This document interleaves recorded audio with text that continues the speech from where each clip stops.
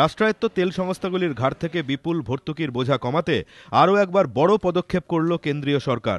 পেট্রোলের পর এবার ডিজেলেরও বিনিয়ন্ত্রণের পথেই যে কেন্দ্রীয় সরকার হাঁটতে চলেছে তা স্পষ্ট হয়ে গেল রাষ্ট্রায়ত্ত তেল সংস্থাগুলির সিদ্ধান্তে। সিদ্ধান্ত অনুযায়ী 17 তারিখ মধ্যরাত থেকেই সমস্ত পাইকারি ক্রেতার ক্ষেত্রে ডিজেলের ওপর থেকে ভর্তুকি পুরোপুরি প্রত্যাহার করে নেওয়া হলো।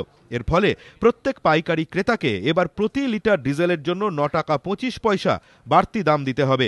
এর সঙ্গে যুক্ত হবে সংশ্লিষ্ট রাজ্যের বিক্রয় কর। পশ্চিমবঙ্গের ক্ষেত্রে বিক্রয় কর যোগ করার পর প্রতি লিটার ডিজেলের জন্য পাইকারি ক্রেতাদের 11 টাকা 20 পয়সা বেশি দাম দিতে হবে।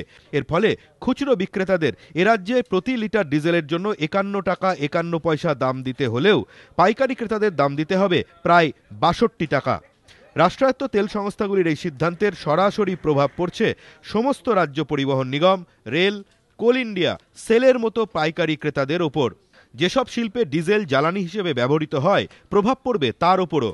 নিয়ম অনুযায়ী 1000 লিটার বা তার বেশি ডিজেল মজুত করার লাইসেন্স রয়েছে যে সমস্ত সংস্থার, এই সিদ্ধান্ত তাদের প্রত্যেকের ক্ষেত্রে কার্যকর হবে। এই সিদ্ধান্তে গভীর উদ্বেগ প্রকাশ করেছেন পশ্চিমবঙ্গের পরিবহন মন্ত্রী মদন মিত্র।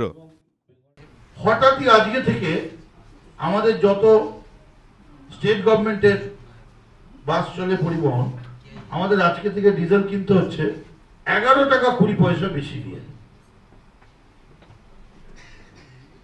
11 টাকা 20 পয়সা পার লিটার, এই 50 পয়সা বলছে।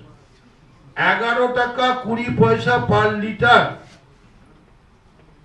আমার একটা কর্পোরেশনে 50 কোটি টাকা সর্বনাশ হয়ে যাচ্ছে। রাজ্য পরিবহন দপ্তর সূত্রে খবর, ডিজেলের দাম এক লাফে এতটা বাড়ায় রাজ্য পরিবহন নিগমগুলির জ্বালানি খরচ বছরে প্রায় 40 কোটি টাকা বেড়ে যাবে।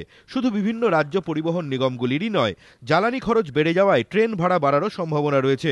ইস্পাত উৎপাদনের খরচ বেড়ে যাওয়ায় বাড়তে পারে ইস্পাতের দামও। কয়লা উৎপাদনের খরচ বাড়ায় বাড়তে পারে বিদ্যুতের দামও।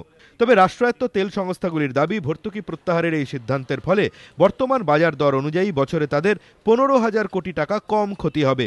যদিও পেট্রোল পাম্প থেকে যে সমস্ত ক্রেতা ডিজেল কিনবেন, এই সমস্ত খুচরো ক্রেতার ওপর এর কোনো প্রভাব পড়বে না। তবে বাস ভাড়া, ট্রেন ভাড়া, ইস্পাতের দাম, বিদ্যুতের দাম বাড়ার সম্ভাবনা থাকায় সাধারণ মানুষের উপরে চাপ যে বাড়বে তা নিশ্চিত। ধ্রুবজ্যোতি প্রামাণিক, এবিপি আনন্দ।